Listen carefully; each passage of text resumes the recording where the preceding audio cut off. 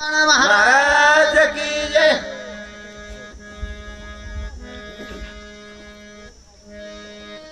हनुमान अत्यंत विश्वासी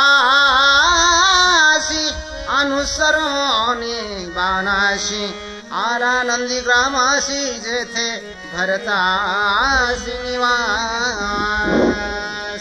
तर या ठिकाणी 5व्या अध्यायाला सुरुवात झालेली आहे।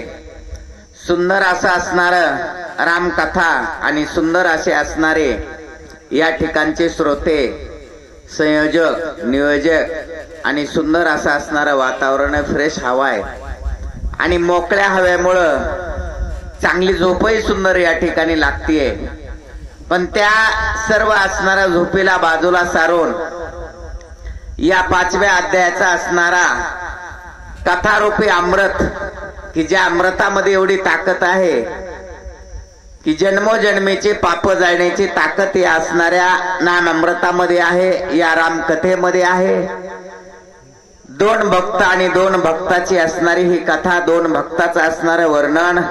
एक भक्त भरत, ज्यांना आपलं सर्व त्या ठिकाणी आयुष्य आपल्या बंधू सेवेसाठी बंधूच्या असणाऱ्या पादुका नंदग्रामाच्या ठिकाणी आणल्या आणि त्या पादुकाच्या सेवेमध्ये त्या ठिकाणी असणार आपलं आयुष्य समर्पित केलं। एवढी सेवा केली, महान सेवा केली। आणि तसाच एक दुसरा भक्त, ज्यानं आपलं सर्वस्व प्रभू रामचंद्राच्या चरणावर अर्पण केलेलं आहे आणि ज्याच्या रोमारोमा वाट राम राम राम राम याच्याशिवाय दुसरा शब्द निघत नाही, असा हनुमंत।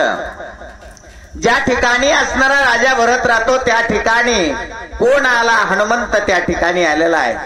एक 2 तो लोखंडाचा असणारा बाण आहे, बाणावर 2 अक्षर नामरूपी अक्षर आहेत राम। या राम अक्षराला त्या ठिकाणी असणारा बोलला, विश्वास टाकला। साधा विश्वास नाही, अत्यंत विश्वास। हनुमान अत्यंत विश्वासी, अनुसरोनी बाणाशी आला नंदीग्रामाशी जिथे भरताचे निवास। ज्या ठिकाणी राजा भरत राहतो त्या ठिकाणी हनुमंत आला। विश्वास टाकला नाही, अत्यंत विश्वास। विश्वास आणि अत्यंत विश्वासामध्ये फरक आहे। विश्वास तरी डळमळीत होईल, पण अत्यंत विश्वास डळमळीत होणार नाही। याच ग्रंथामध्ये, याच कथेमध्ये तुम्ही ऐकलं असेल, एक महान पतिव्रता आणि त्या पतिव्रत्याचं रक्षण करता करता आपल्या देहाची आहुती दिली जटायू नावाच्या असणाऱ्या पक्षानं। आणि त्या पक्षानं त्या ठिकाणी असणार आहुती दिली, पण त्याचा प्रभू रामचंद्रावर अत्यंत विश्वास होता की राम या ठिकाणी येईल आणि माझ्या देहाचा उद्धार करेल। म्हणून त्या ठिकाणी राजा रावणानं फसवलं, त्याचे पंख उपडले नाही, ते हाल केले।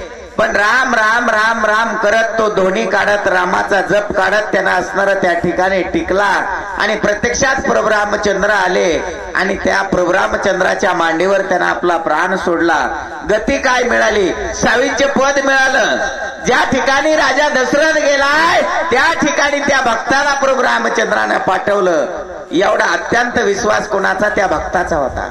काय ताकद आहे त्या भक्तीमध्ये आणि काय ताकद त्या नामामध्ये। भरत श्रीरामाचा निज भक्त, भरत भक्ती उल्लासित, आचार्य भक्तीचा भरत, भरत निर्मुक्त चराचर। रामाचा असणारा भक्त राजा भरत, ज्यानं भक्तीला त्या ठिकाणी असणारं सांभाळलं, जेव भक्ती करण्यामध्ये आचार्य आहे। एखादा ज्या असणाऱ्या कार्यामध्ये निपुण आहे त्याला पदवी दिली जाते आचार्याची। एखाद्याने एखाद्या विषयामध्ये PhD केली तर त्याला आचार्य, कुळाचे कुलगुरू, कुलाचार्य असं असणारं नाव दिलं जातं। असं भक्तीमध्ये ज्यानं PhD केली, भक्तीमध्ये ज्यानं आपलं आयुष्य त्या ठिकाणी समर्पित केलं, असा राजा भरत भक्तीचा त्या ठिकाणी आचार्य झाला।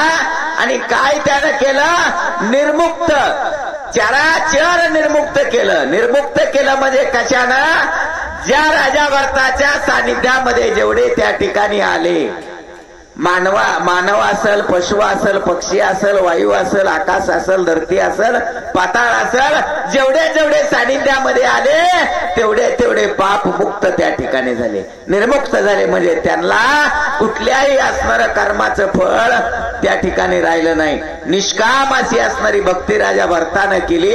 काय होतंय पुढे? भरते भक्ती विस्तारली, वा वा. भरते भक्ती प्रकाशली, भरते भक्ती वाढविली, भरते पालाळिली, निज भक्ती पालाळिली. निज भक्ती पालाळिली म्हणजे काय केलं? त्या भक्तीचा असणारा सांभाळ केला, त्या भक्तीला त्या ठिकाणी वाढवलं, विस्तार केला. भक्ती एक आहे, पण नवाविध भक्ती त्या ठिकाणी तयार झाली. एवढा पालाळ, एवढा सांभाळ राजा भरतानं केला. वाढवली. कशी वाढवली? त्या भक्तीची असणारी किंमत त्या ठिकाणी वाढवली. जसं एखादा असणारा 10-20 वर्षापासून जमीन पडीत पडलेली असेल, पण एखाद्या शेतकऱ्यानं ती जमीन घ्यावी आणि त्या जमिनीला नांगरावं, डोंगरावं आणि असं फेकलं दाम तरी उगवावं. ती जमीन जशी त्यानं कसल्या गेली, ती जमीन जशी वैवटली, तशी भक्ती या ठिकाणी वैवटली. आणि भक्तीची नवाविध प्रकार त्या ठिकाणी तयार केलं. असा भक्तीचा सांभाळ राजा भरतानं केलेला आहे. भरत भक्तीचा निज ठेवा, भरत भक्तीचा विसावा, भरत भक्तीचा बोलावा, भक्तीच्या गावा रिगम भरत. भक्ताची एवढी त्या ठिकाणी भक्ती महान झाली, एवढी भक्तीला त्या ठिकाणी वाढवलं. भक्ती जर कटाळली तर भक्ती कुठे येत होती? कटाळल्याच्या नंतर राजा भरताच्या ठिकाणी येऊन विसावा त्या ठिकाणी भक्ती घेत होती. तिचं सर्व कष्ट दूर होत होत. कुकुटमुंड नावाचे असणारे एक ऋषी आणि त्या ऋषीचा आश्रम होता. एक असणारा व्यक्ती जो असणारा पांडुरंगाच्या समोर जो असणारा त्या ठिकाणी भक्त पुंडलिक आहे, तो पुंडलिक त्या ठिकाणी चाललेला होता, गेला होता. त्या पुंडलिकानं पाहिलं, पण त्यावेळेस पुंडलिक कसा होता? आपल्या पत्नीला खांद्यावर घेतलेला होता आणि आई वडिलांना फरफरत ओढत होता. पण कुकुटमुंड नावाच्या ऋषीचा एक आश्रम होता. आश्रमाच्या ठिकाणी असणारा तो थांबला. त्या ठिकाणी त्यानं 3 स्त्रिया येताना पाहिल्या. अतिशय काळ्या कुट्टाच्या असणाऱ्या स्त्रिया आल्या. त्या आश्रमामध्ये गेल्या, काही काळ त्या ठिकाणी थांबल्या आणि येता वेळेस त्या स्त्रिया ज्या वेळेस पाहिल्या, त्यावेळेस त्या स्त्रियांचं सुंदर असं असणारं स्वरूप त्याला दिसलं. अतिशय सुंदर स्वरूप. त्यानं समोर गेला आणि विचारलं, माता माऊल्या हो, तुम्ही कोण आहात? जाताना तुमची काय अवस्था होते आणि येता वेळेस एवढं सुंदर स्वरूप तुमचं? त्यावेळेस त्यांनी सांगितलं, आम्ही गंगा, यमुना आणि सरस्वती आहोत. तुझ्यासारखे पापी येतात आणि या ठिकाणी स्नान करतात आणि त्या पापानं आमचं शरीर काळकुट्ट त्या ठिकाणी असणारं पडतं. त्या आमच्या शरीरावरचं पाप नाहीसं करण्यासाठी अशा ऋषीच्या आश्रमामध्ये यावं लागतं, त्यांची सेवा करावी लागते, त्या ठिकाणी विसावा घ्यावा लागतो. त्यावेळेस आमच्यावरचं पाप नाहीसं होतं. त्या ठिकाणी त्या तीर्थाला जसा विसावा ऋषीच्या आश्रमामध्ये भेटला, तसं त्या भक्तीला विसावा कुठं होता? राजा भरताच्या ठिकाणी विसावा होता. एवढी ताकद त्या राजा भरतामध्ये होती. एवढं राजा भरतानं स्वतःला त्या भक्तीमध्ये लीन केलेलं होतं, भक्तीला वाढवलं होतं. म्हणून भक्ती विसावा घेण्यासाठी भरताच्या घरी येत होते. काय होते? भरत सत्य सद्भाव, भरत साचार अनुभव, भरत प्रकट राम राव, सर्वत्र पहाव सर्वांशी.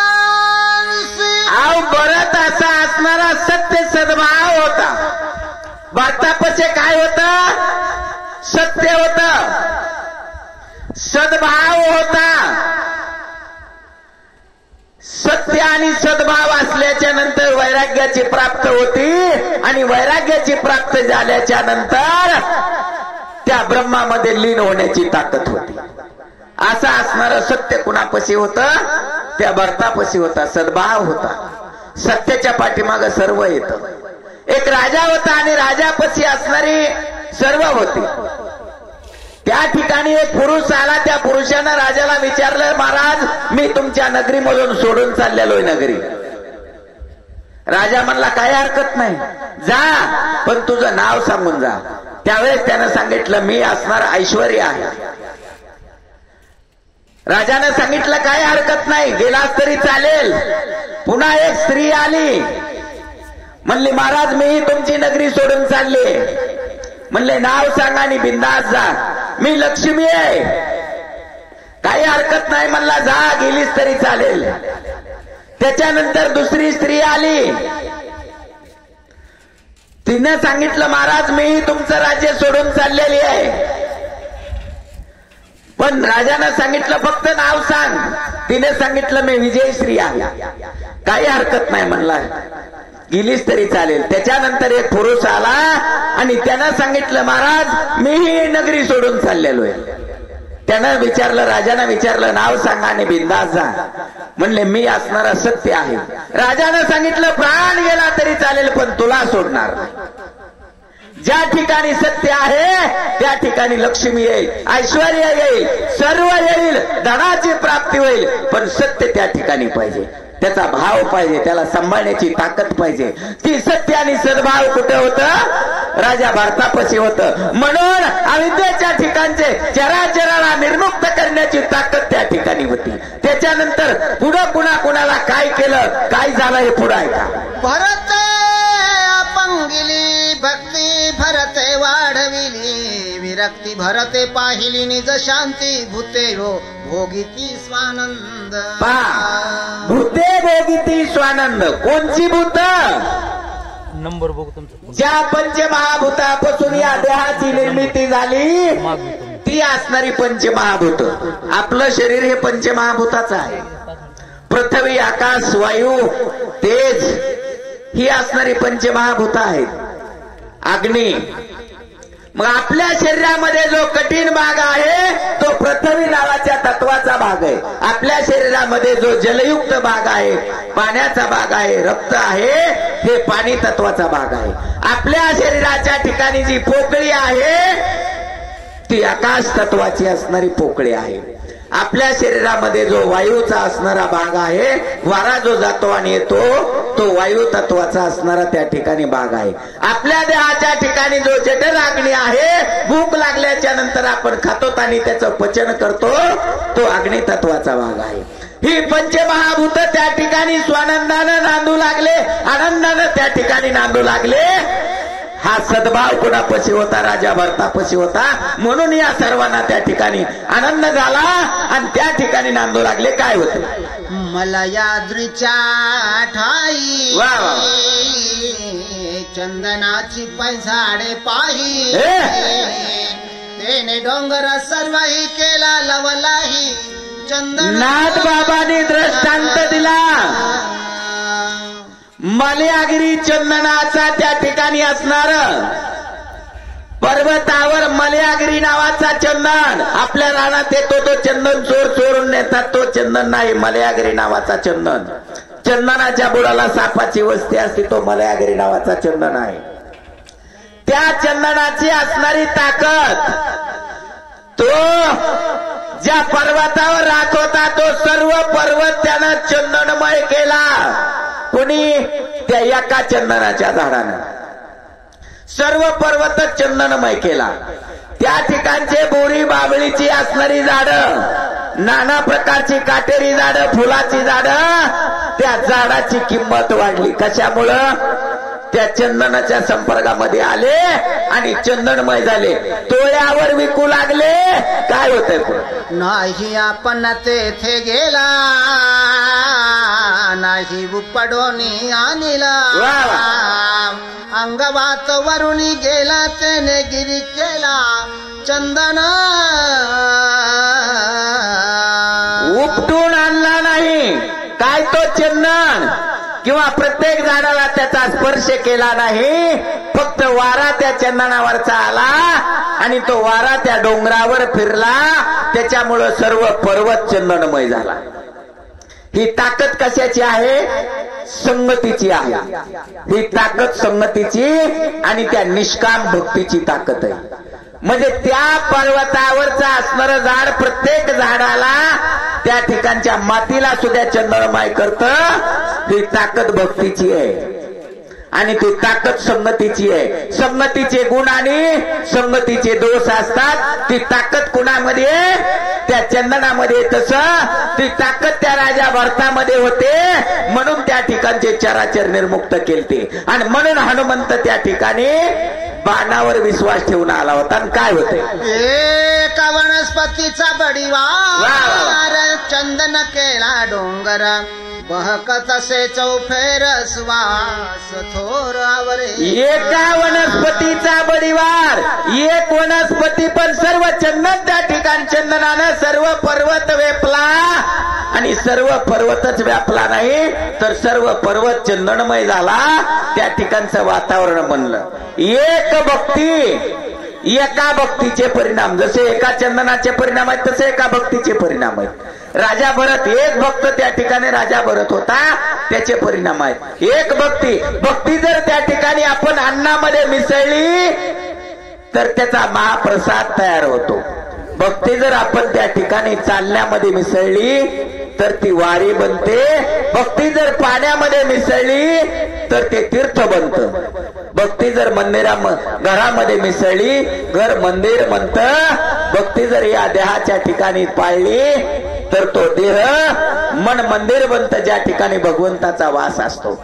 जीव आणि शिव आपल्याच स्वदेशी मानवा रावळी मंदिरी देव हा नांदतो आपले अंतरी. प्रत्येकाच्या अंतकरणाच्या ठिकाणी भगवंताचा वास आहे, पण तेवढी भक्ती आपली पाहिजे. आपल्याला तो भगवंत कळावा आपल्या देहाच्या ठिकाणी, मग कुठं जायची गरज नाही. ही ताकद एका भक्तीची. काय होते?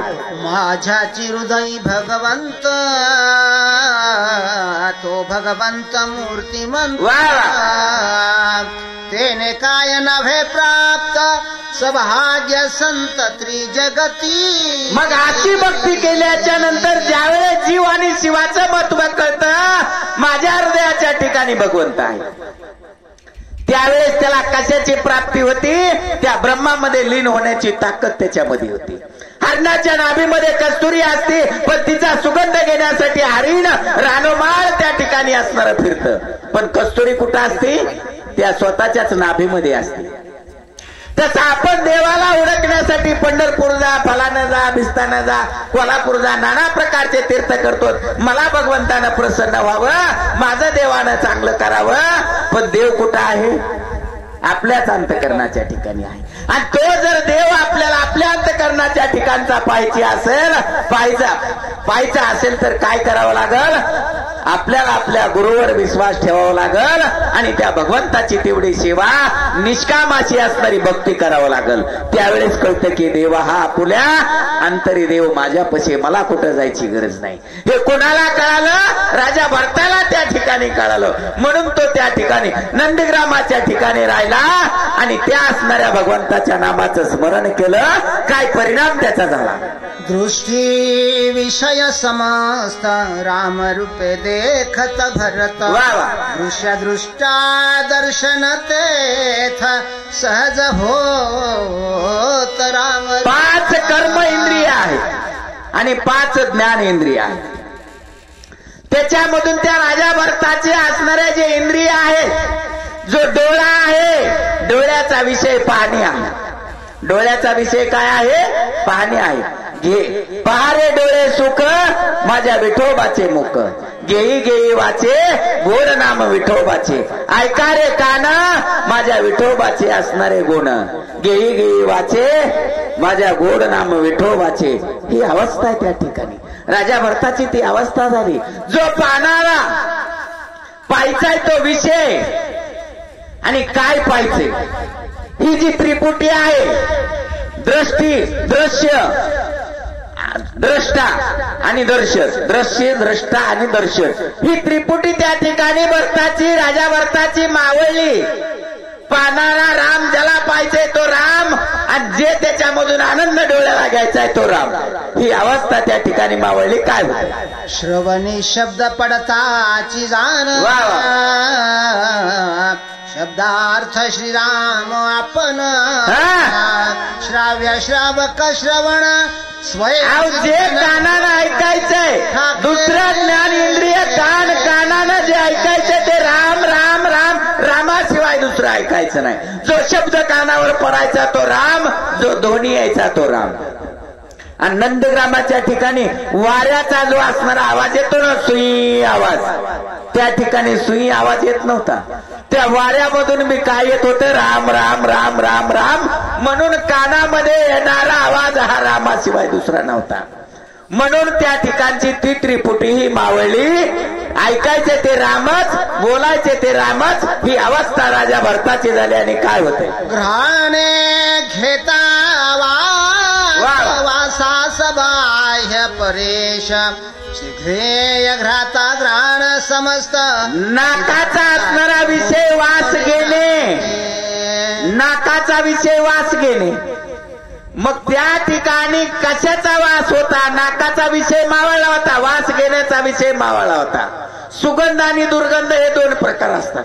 नाकाला आपण चांगला सुगंध आणि दुर्गंध हे कळत होतं, पण नंदीग्रामाच्या ठिकाणी राहणारे पंचमहाभूते आणि राहणारे लोक आणि तो असणारा राजा भरत, त्यांचा विषय मावळला होता. वास घेणाराही राम होता, ज्याचा वास घ्यायचा आहे तोही राम होता, आणि कानाला रामाच्या नामाशिवाय दुसरा वास नव्हता.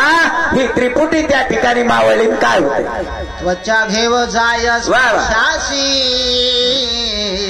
तवा दोही ते राम प्रकाशी. त्वचा स्पर्श स्पर्शनासी सहज समरसी. स्पर्श स्पर्शन आणि त्याचा असणार स्मरण. त्वचाचा विषय काय आहे, स्पर्श घेणे. आपल्या त्वचेला चांगल्या प्रकारचा स्पर्श वाटतो. झोपायला गादी लागते मऊ, तिचा स्पर्श झाला तर झोप येतो, झोप येते. पण शेतकऱ्याला ज्या मातीचा स्पर्श झाल्याबरोबर रानामध्ये काम केलेलं असतं आणि मातीवर जशी झोप येते तशी झोप त्या राजमहालामध्ये येत नाही. त्या शेतकऱ्याच्या त्वचेचा विषय असतो ती माती, आणि मातीचा स्पर्श झाला की त्याला समाधान वाटतं. तसं त्या नंदीग्रामाच्या ठिकाणी राहणारा प्रत्येक व्यक्ती आणि राजा भरताना त्या त्वचेला फक्त असणारा स्पर्श कुणाचा होता, त्या रामनामाचा स्पर्श होता. त्याच्याशिवाय दुसरा स्पर्श त्याची त्वचा घेत नव्हती. ही अवस्था त्या ठिकाणी झाली. काय होत, घेता राम रचना म्हणजे जीभ, त्रिपुटी झाली जिभेचा विषय. रसा चव घेणे हा जिभेचा विषय. रसना म्हणजे जीभ आणि जिभेचा विषय. चव घेणे हे त्या ठिकाणी त्या जिभेला काशाची चव जाणती, फक्त रामनामाची चव. रामनाम सोडून ती जिभ ही दुसरी चव त्या ठिकाणी घेत नव्हती. अशी अवस्था राजा भरताची झालेली आहे. आणि काय होतं, सेविता श्रीरामाची शक्ती वा उडाली कर्माची कर्मगती स्वेच्छा वर्तती निष्काम. ज्ञान इंद्रियाची असणारी गती, त्यांच्या कर्माची असणारी कर्मगती ऑटोमॅटिक संपली. त्यांचे विषय मावळले. त्यांच्या ज्ञान इंद्रियाला जो विषय पाहिजे तो विषय राहिला नाही. राम सोडून दुसरा विषय ज्ञान इंद्रियाचा राहिला नाही. ही अवस्था त्या ठिकाणी झालेली आहे. आणि काय होतंय पुढे, ऐसा भरत राम कोंदला तो देशाची राम हनुमान अत्यंत सुखावला देखो लागला अपूर्व. ज्या देशामध्ये तो भरत राहिला त्या देशामध्ये राम कोंदला गेला. जिकडे पावा तिकडे राम, जिकडे पावा तिकडे राम. त्या ठिकाणी काय अवस्था झाली, झाडं झुलप सुद्धा राम राम राम राम याच्याशिवाय दुसरं काही नव्हतं. त्या ठिकाणची हवा सुद्धा राम राम करत होती. त्या ठिकाणचं आकाश सुद्धा राम राम करत होतं. त्या ठिकाणची असणारी ही अवस्था झाली. म्हणून ज्ञान इंद्रियाची असणारी गती उडाली गेली आणि तशीच कर्म इंद्रियाची ही अवस्था त्या ठिकाणी झालेली. काय होतंय पुढं, वृक्षध्वनी राम राम राम रूप सकळ ध्रुव प्लवंग. त्या ठिकाणी हनुमंत आला आणि हनुमंतानं पाहिलं त्यावेळेस नगराच्या बाहेरही राम राम राम राम राम, नगरामध्येही राम राम राम, त्या ठिकाणचे वृक्षही राम राम राम राम करत होते. वाऱ्याच्या दोन्ही मधून राम राम राम राम हा शब्द येत होता. हे हनुमंतानं पाहिलं आणि सुखावला. कोण सुखावला? हनुमंत सुखावला.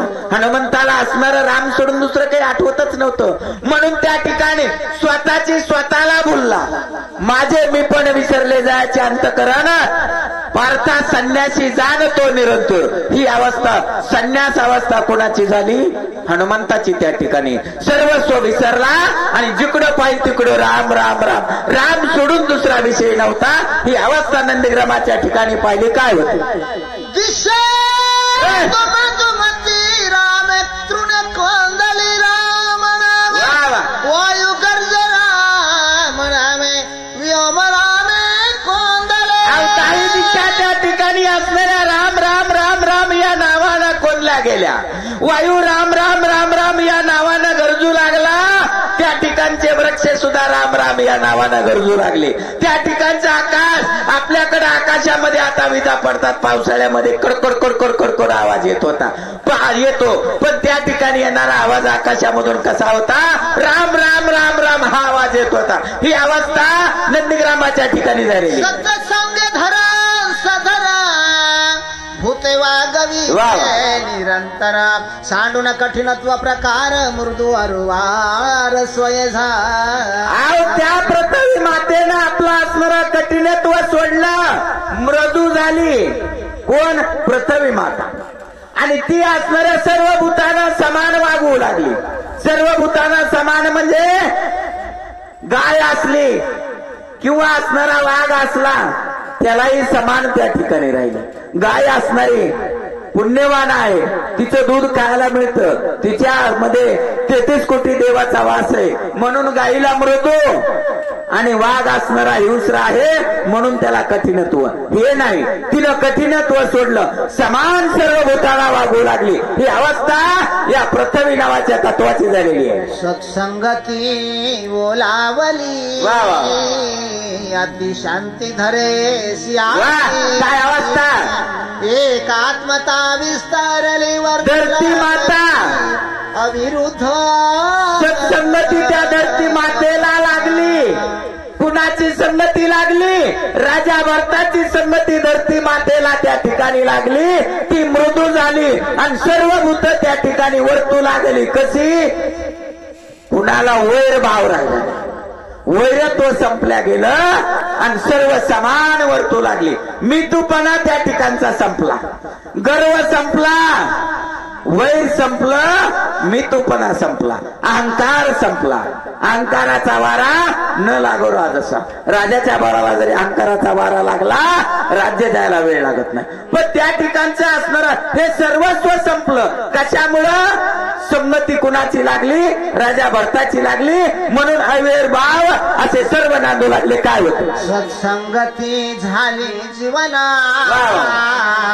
विसरून अधोगमना. पाण्याला संगती लागली, पाण्याचा विषय वाहने, पाणी न व्हायचं सोडलं आणि नंदीग्रामाच्या ठिकाणी पाणी स्थिर झालं. आय देखो निसज्जन निवावी देवो जीवना व्याघ्र पापी म्हणून नाथबाबांनी सांगितलं गाय चांगली आहे म्हणून तिला पाणी पाणी पाजू लागलं, तिची ताण बागू लागलं. वाघ वाईट आहे म्हणून त्याला पाण्यानं माघारी फिरवलं नाही. गुण पाण्याचा चांगला असतो, पाण्याचा गुण आहे वाहन. माणसाचा स्वभाव पाण्यासारखा असावा. चलत चलत सर्वांना जगवित. जेवढी झाडं मुळं आपल्या कडेला येतील तेवढ्याला जगवित. बोरीचं झाड असलं तरी त्याला जगवित, काट्याचं झाड असलं तरी त्याला जगवित, आंब्याचं झाड असलं तरी त्याला जगवित. गाय आली तरी त्याला पाणी देत, वाघ आला तरी त्याला पाणी देतो. असा स्वभाव आपला माणसाचा असावा. आणि ती संगती त्या पाण्याला कोणाची लागली? एवढा फरक का झाला? एका राजा भरताची संगती लागली म्हणून पाण्यामध्ये ते गुण आले. जाशी होता सत्संगती करशून दाहक शक्ती. तेज आला संगती, सर्व भूती. तेज म्हणजे अग्नी. अग्नीचा विषय आहे दाहकपणा, जाळणे. अग्नीचा विषय काय आहे? जाळणे, दाहकपणा. त्याला संगती राजा भरताची लागली, त्यानं आपला गुण सोडला आणि अग्नी कसा झाला? मृदू झाला. आपण आता ते हीटर वगैरे घेतोत ना, ते म्हणतात ते असणारं पाणी तुम्ही हात जरी ठेवला त्याच्या खाली तरी गरम लागणार नाही, नुसतं पाणीच गरम होईल. तशी अवस्था त्या अग्नीची झाली. अग्नी पोळत नव्हता, त्यानं आपलं दाखत्व सोडलं. नंदीग्रामाच्या ठिकाणी जरी अग्नी लावला तरी त्यानं कुणाला त्रास दिला नाही. त्यानं आपलं दाखत्व सोडलं, मृदू बनला. का? राजा भरताच्या संगतीला मध्ये लागला. आणि काय होते? ज्याने प्रकाशिले निज गृही, वा वा. त्याशी प्रकाशामुळे नाही. अग्नीचा विषय प्रकाश देणे. बारखा चोरवाल्या पाही घरामध्ये बल्ब लावला लाईटचा पैसाची. आणि अग्नीचा विषय प्रकाश देणे. हा बल्ब घरामध्ये लावला, मालकाला त्या ठिकाणी उजेड देतो आणि चोर आल्याबरोबर अंधकार करतो, असं थोडंच आहे. चोर बी आला तरी त्याला उजेड देतो आणि मालक आला तरी त्याला उजेड देतो. ही अवस्था कशामुळे झाली? त्या अग्नीची प्रत्येकाला प्रकाश देणे. त्या राजा भरताच्या संगतीला लागला आणि त्यालाही द्वैत भाव विसरला. म्हणून तो चोरालाही प्रकाश देऊ लागला, घरमालकालाही प्रकाश देऊ लागला, सज्जनालाही प्रकाश देऊ लागला. काय वायू सत्संगाला धला,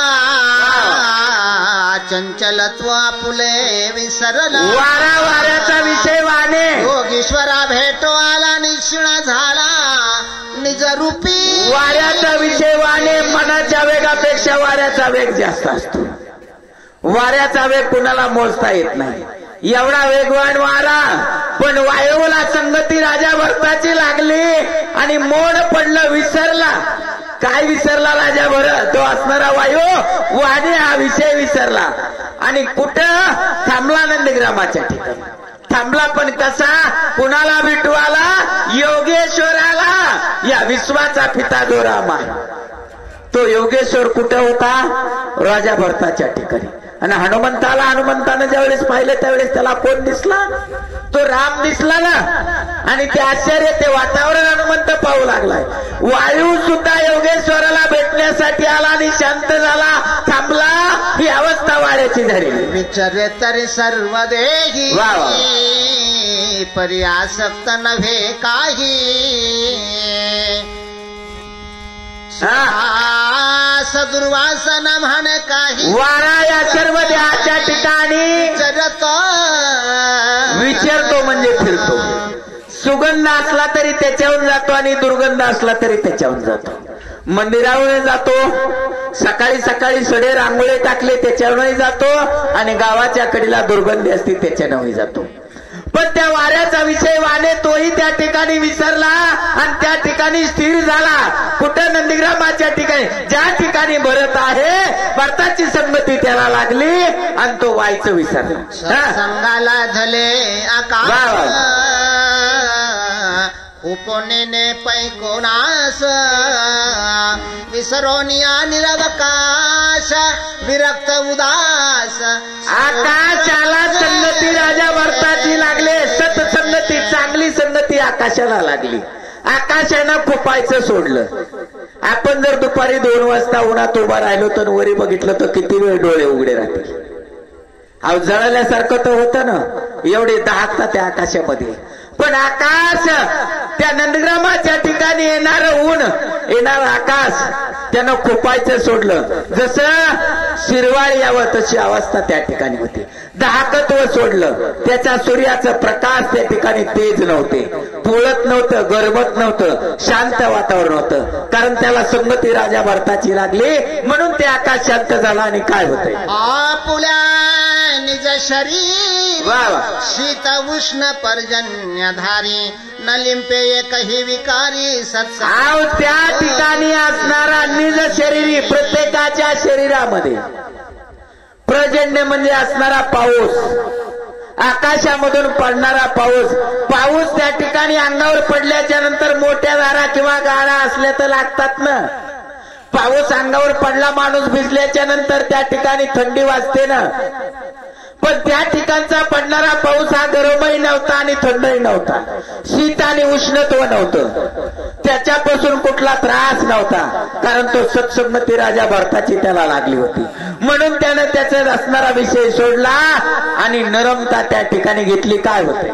ऐसे नगराव घेची संत श्रीराम भजनी निरत, धन्य भक्ती प्रतापे भरत, सौभाग्यवंत नांदत. असं सर्व नगर त्या ठिकाणी असणारं नांदत होतं आनंदानं. कुणाला दुःख नव्हतं, कुणाला त्या ठिकाणी असणारं कुठल्याही प्रकारची उणीव नव्हती, कमी नव्हतं आणि दुःखही नव्हतं. कुणाला रोगही नव्हता, कुणाला असणारा त्रासही नव्हता, कुणाला दाहकताही नव्हते. त्रिविध तापाची झाली बोळवण. कशानं? संताचं दर्शन झाल्याच्या नंतर त्रिविध तापाची बोळवण होती. तसं राजा भरत त्या ठिकाणी होता, त्याची संगती लागली आणि त्या ठिकाणी राहणाऱ्या लोकांचे त्रिविध ताप नाहीसे झाले. अतिशय आनंदानं लोक नांदू लागले. काय होते? हो नाही नाही दुर्दशा, कोणी नभती न मानसा, श्रीराम भजने उल्लासा. कुणाला दुर्दशा नव्हती, कुणाला कमीपणत्व नव्हतं, हीनदिन नव्हतं, उच्च नीच नव्हता, मोठा गरीब आणि श्रीमंत नव्हता. अशी सर्व लोकाविद्येची नांदू लागलेली. उदीम एक मोहरा करणे, अक्षरांचे खरे नाणे, जैसे दैने तैसे घेणे कोणा. एक एक उदीम ऐसा, एक एक उदीम म्हणजे काय? एक एक भक्त असा होता. कळी काळाला त्या ठिकाणी आक्रोश केला. काय ताकद त्या भक्तामध्ये होती? एक एक भक्त कळी काळाला त्या ठिकाणी. काल सुद्धा अविद्येच्या त्या ठिकाणी परिसरामध्ये नंदीग्रामाच्या नगरीमध्ये राहत नव्हता. असे होते. काय द्यायचं काय घ्यायचं होतं? एकच देणं, राम द्या आणि राम घ्या.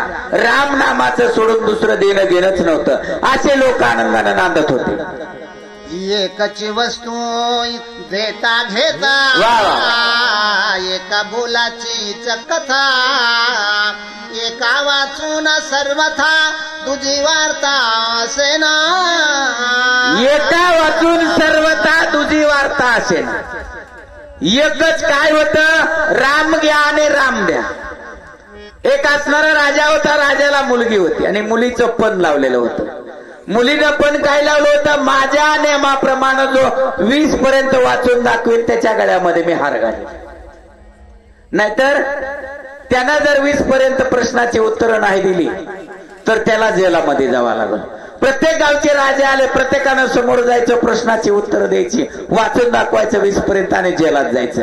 एक असणारा असा साधू आला, पताका असणारी खांद्यावर होती आणि असणारा तरुण होता.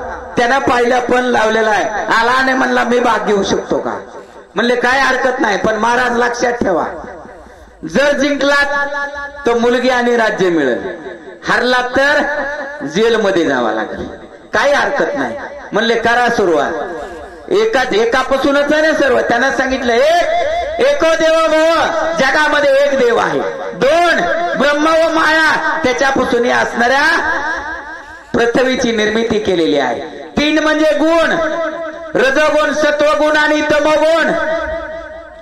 रजगुणापासून या विश्वाची निर्मिती असणाऱ्या 84 लक्ष योनीची निर्मिती केली ब्रह्मदेवाकडून. सत्वगुणाकडून चोच तिथे चारा प्रत्यक्षात विष्णूनं त्यांना पाळण्याचं कार्य केलं. कुणी आजपर्यंत भुकेनं उपाशी मेलाय काय? कुणी प्राणी असो, जीव असो, जंतू असो, चोच तिथे चारा विष्णूनं त्यांचा सांभाळ केला. आणि जो त्या ठिकाणी मेला त्याचं कार्य त्याची एलिवट लावण्याचं कार्य महादेवानं तमगुणापासून केलं. 3 म्हणजे 3 गुण, 4 वेद, 5 पंचमहाभूत, 6 शास्त्र, 7 सप्तसागर, 7 पर्वत, 8 अष्टदिशा, 9 नवाविध भक्ती, 10 दिशा, 11 म्हणजे एकादश रुद्र, 12 राशी, 13 मुहूर्त, 14 विद्या, 15 थिती, 16 श्रृंगार, 17 तत्व, 18 पुराण, 19 तू आणि 20 मी मानला. पटलं तर गाल माळ, नाही तर जेलमध्ये जायला तयार. अहो माळ घातली, एकापासूनच सर्वाची निर्मिती. तसं त्या ठिकाणी काय होतं? एकच राम घ्या आणि राम घ्या. राम सोडून दुसरं त्या नंदीग्रामाच्या ठिकाणी नव्हतं. ही अवस्था त्या ठिकाणी झाली. काय होतं? तुझे पणे दे दलाल ठकू पाहे तत्काल सर्वस्वेने द्वेताचे दलाल त्या ठिकाणी नव्हते. सबळ जात निनमुराच्या बाजारामध्ये गेलो, साडेगावच्या बाजारामध्ये गेलो. आता गमजा नाही तर त्या निरूच्या खाली हात घालते तर बोट दाबते. सर्वसामान्य माणसाला कळतं का? नाही. नाही तर बोलते शिकारा 100, सबळी 600, कप म्हणजे 500, एकंड म्हणजे 1000, गिरी पंजे म्हणजे 1,500. ही त्यांची भाषा. ही आपल्याला कळते का? नाही. दलालांना कळते. त्या ठिकाणी हे कोणचे? द्वैताचे दलाल. नाना प्रकारचे विकार असतात ते द्वैताचे दलाल असतात. नाना प्रकारचा त्रास या देहाला करतात. पण त्या ठिकाणी द्वैत राहिले नाही. द्वैताचे दलाल संपल्या गेले. ही अवस्था नंदीग्रामाच्या ठिकाणी राहील. जेथे त्याची उडी पडे वा वा. सर्वस्वेशी जीवित पुढे काही उपाय न चले पुढे पडे रोकडे अनर्थी पडले. काही उपाय चला ना. द्वैत आहे म्हणून दलाल आहे. आपल्याला जर वस्तू विकायची, जनावर विकायचं असलं तर दलाल लागत. विकायचंच नसल्यावर दलालाची काही गरज आहे का? मग त्या ठिकाणी विक्रीच नव्हती ना. रामच घ्या आणि रामच द्या. राम नाम सोडून दुसरं नव्हतंच. म्हणून तो द्वैत त्या ठिकाणी असणारा तोंड फुटलं, त्याचं दात पडले. आला पण तो थांबला ना. या प्रथमे मातेनं गाईचं रूप घेतलं. 33 कोटी देव त्या भगवंतापाशी विष्णू परमात्म्यापाशी गेले. कधी गेले? रामाचा राज्याभिषेक करायचा ठरला त्यावेळेस गेले. अरे म्हणले आमची बंदवडी सोडण्यासाठी तर रामानं त्या ठिकाणी जन्म घेतलाय. हा नाजर राज्यावर बसला, आमचं काय होईल? शेषशाही भगवंताकडे समुद्राच्या कडीवर गेले. टाहो फोडला सर्वांनी. त्यावेळेस त्यांनी सांगितलं कुणाला तरी पाठवा आणि त्याच्यामध्ये इरजण टाका. द्वैताला सांगितलं. द्वैत म्हणला मी जाणार नाही. का? अविद्येच्या ठिकाणी गेल्यावर मला मरावं लागेल. अरे म्हणले जा, काहीतरी त्या ठिकाणी एखादं झाड असेल. ते झाड कशाचं झाड आहे? ते झाड सांगितलं आणि सांगितली ती मंत्र आहे त्या ठिकाणी. ते मंत्राच्या थ्रून तू त्या झाडाखाली जाऊन बस आणि नक्की तुझं कार्य होईल. तसा तो द्वैत जसा त्या ठिकाणी घाबरला तसा अविद्या नगरीच्या ठिकाणी येणारा द्वैत घाबरत होता. द्वैत राहिला नाही, संपला गेला आणि निश्चिमाची लोक त्या ठिकाणी नांदू लागले. मंगळू मंगळू वा वा. भाषा सवेग निवटू पाहे घसा प्राणिया नकळे सहसा दलालायसा. अंगळू मंगळे द्वैत भाषा त्या ठिकाणी संपल्या गेल्या. प्राण्याला काही कळना. राम सोडून दुसरं नावच दुसरं कळत नव्हतं. रामच घ्या, रामच घ्या आणि राम राम राम राम हा विषय त्या ठिकाणी सर्व रामरूप झालेली अवस्था होती. काय होते? भरत नगरी लोक चतुर स्वये उद्यमी एका. भरताच्या नगरीमध्ये होता द्वैताचा चतुराची असणारी लोक एवढी हुशार. एक एक उदीम द्वैताला हाकालून काढण्याची ताकद प्रत्येकामध्ये होती. एक उदीम आगळी सगळी आकाश द्वैताची तेथे कोण दशा परम परचा विनटले. एक उदीम आयसा आकाशाला आकळण्याची ताकद एकामध्ये होती. एकामध्ये त्या ठिकाणी नांदणारी लोक. ह्या जर त्याला सांगितलं हा सूर्य उगवणार नाही तर तो सूर्य उगवणारच नाही. ही ताकद कोणामध्ये असते? एका भक्तामध्ये. एक पतिव्रता, महान पतिव्रता. पतिव्रता तिची देवावर सत्ता. एक असणारा कौशिक नावाचा ब्राह्मण होता. मांडवी नावाची त्याची असणारी पत्नी होती. अतिशय महान पतिव्रता. त्या ब्राह्मणाला असणारं काय होतं? चौकडून रगतभीती फुटलेली होती. आणि ती असणारी आपली जशी शिवरात्रीची यात्रा असते ना तशी यात्रा होती. यात्रेला ते मांडवे गेली. पण पतिव्रता होती. आपण एकलीनं जायचं नाही म्हणून पाठीमध्ये आपल्या पतीला घातलं, डोक्यावर पाठी घेतली आणि यात्रेला गेली. यात्रेला गेल्याच्या नंतर त्या कौशिक ब्राह्मणाचं लक्ष एका गणिकेवर गेलं. लंगड ती लंगडण गावकरीचा राहणार. गणिका म्हणजे वेश्या. वेश्याला पुराणामध्ये गणिका हा शब्द आहे. आणि आपल्या पत्नीला सांगितलं माझं मन त्या असणाऱ्या गणिकेवर गेलेलं आहे, माझी इच्छा त्या गणिकेनं माझी सेवा करावी, माझी इच्छा पूर्ण करावी. ती पतिव्रता मांडवी, आजची मांडवी असती तर धुतला असता, जाडो हातात येऊ नाही तर खराटा हातात येऊ, एवढं सांभाळते. पुन्हा अशी नाटकं काय तुझी. पण त्या मांडवीने त्या गणिकेकडे गेली, विनंती केली, माझ्या पतीची इच्छा पूर्ण कर, मी तुझं दास्यत्व करीन, तुला पाहिजे ते देईल. त्यावेळेस त्या गणिकेने सांगितलं तुझ्या पतीची इच्छा पूर्ण करते, पण त्याला माझ्या घरी घेऊन ये, मी तुझ्या घरी येणार नाही. त्यावेळेस तिने अंधाऱ्या रात्रीचं त्या ठिकाणी वेळ पाहिली, आपल्या पतीला पाठीमध्ये घातलं, पाठी डोक्यावर घेतली, गणिकेच्या घराकडे चालली. वाटामध्ये मांडव्या नावाचे ऋषी सुळावर दिलेले होते. मांडवीच्या असणारा पाठीचा धक्का मांडव्या ऋषीच्या असणाऱ्या पायाला लागला, त्यांना त्रास दिला, त्यांनी शाप दिला, सूर्य उगवल्याबरोबर तुझ्या पतीचा मृत्यू होईल. ऋषीचा शाप मागे फिरणार नाही. मांडवीनं कंबर कसली, पाठी खाली ठेवली, सूर्याकडे पाहिलं आणि सांगितलं हा सूर्य उगवता कसं, हा सूर्य उगवतो कसा मी पाहते. 8 दिवस झालं सूर्य उगवला नाही. 33 कोटी देव त्या ठिकाणी आले. मांडवीला विनंती केली, अरे तुझ्या एकल्या पतीमुळे सर्व ब्रह्मांडाचा कारोबार त्या ठिकाणी खोळंबलाय. तिने सांगितलं अरे डूब गई दुनिया मुझे क्या, माझा पती नसेल तर मला या जगाचं काय करायचं. पण त्या ठिकाणी एक दुसरी पतिव्रता आली, महान पतिव्रता, जिनं त्रिदेवाला बाळ केलं होतं.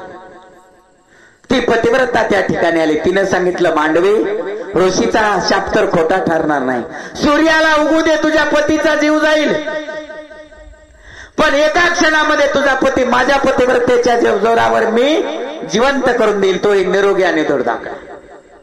ही ताकद कशामध्ये, एक एक उदीम, एक एक पतिव्रता. तसा त्या ठिकाणी एक एक उदीम, एक एक माणूस, एक एक साधक, एक एक भक्त असा होता. आकाशाला जर सांगितलं या ठिकाणी थांबायचं, सूर्याला नाही उगवायचं, उगवत नव्हतं.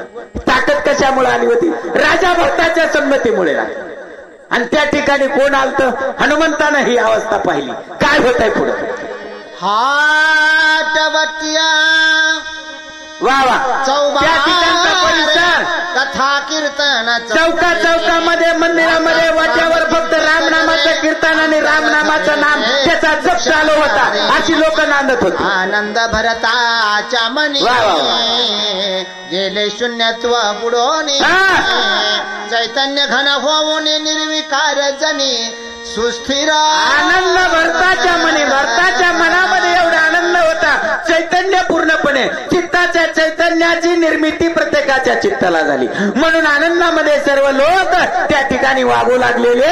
आणि काय होतंय पुढे, गरजता राम कल्लोळे, काय त्या ठिकाणची अवस्था, नाव घ्यायची महुराले गगन मोक्ष फळिले वा वा ऐक्य झाले. राम नामाचा जय जयकार, बोला प्रभू रामचंद्र भगवान की जय. नामाचा गजर त्या ठिकाणी करा. त्या ठिकाणचं आकाश मोहरलं होतं, मोक्षाला फळ आलेलं होतं. एवढा रामनामाचा गजर कुठं होता, अविद्यानगरीच्या ठिकाणी होता, राजा भरताच्या ठिकाणी होता. मोक्षाचं फळ त्या ठिकाणी आलं, तेही रामनामाच्या गर्जनेच्या आवाजामधून.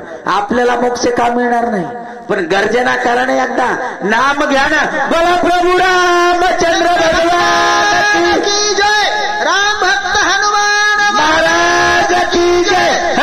देखता नगर वृत्तांत कपी स्वानंदे डुलता पुढे देखील नगर पाहिलं, आनंदाला नाचू लागला. हनुमंत समोर पाहिलं, भरत दिसला, पण रामासारखा दिसला, रामच दिसला. काय होते, जटाधारी वल्लंबर तापसभे स्वरूपाचं वर्णन कसा दिसला, जटाधारी वल्लंबर, राजीव लोचन, तसा राम तसा भरत, रामच दिसला असणार. काय मान गुण लावण्य विन्यास प्रसन्न वदन, देखता कपी उद्विग्न रघुनंदन येथे का आला. छान मान गुण रूप रेषा, जसा राम दिसावा तसा तो भरत दिसला. उद्विग्न अवस्था कोणाची झाली, हनुमंताची. अरे मन या ठिकाणी राम आला, काय झालं, काय चुकलं माझ्याकडून, आणि प्रत्यक्षात राम या ठिकाणी आला. काय होतंय पुढं? मनोमय करो नमन रण पुरुषार्थ शोभोन काय बोलत कपिनंदन कोण विघ्न तुझ आले. चला पुढील वाचक सूचक ववी सांगा.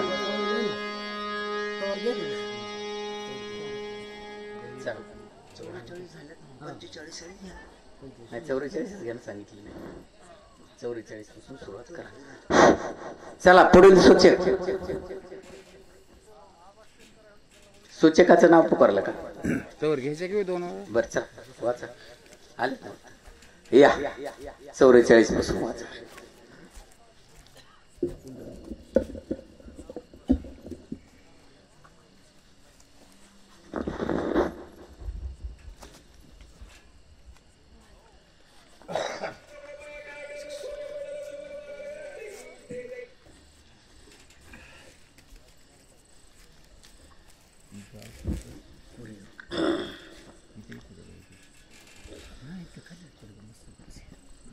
पुंडलिका वरदे हरी विठ्ठल श्री ज्ञानदेव तुकाराम प्रभु रामचंद्र भगवान की जय. पवन सूत हनुमान महाराज की जय.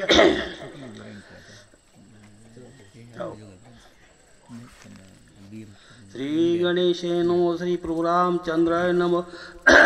नमो मय करुणिया नमन रण पुरुषार्थे शोभूनव काय बोलत कपिनंदन कोण विघ्न तुझाले. रामकथा असणारी चालू आहे आणि त्या ठिकाणी हनुमंतराय आलेले आहेत. हनुमंतरायाने असणारं भरताला पाहिल्याबरोबर राम स्वरूप असणारं दिसलेलं आहे आणि उद्विग्न होऊन असणारे रामाला उद्देशून असणारे हनुमानजी बोलू लागलेले आहे. तू जेव्हा अशा प्रकारचं काय विघ्न आलं म्हणून तू या ठिकाणी आलेला आहे. मानवी तोसी आत्मा राम दिससी दुःखाचा राम नरणी मसांडीला युद्ध धर्म परमाधर्म तो केला. तू तर आपल्याला स्वतःला काय मानतोय?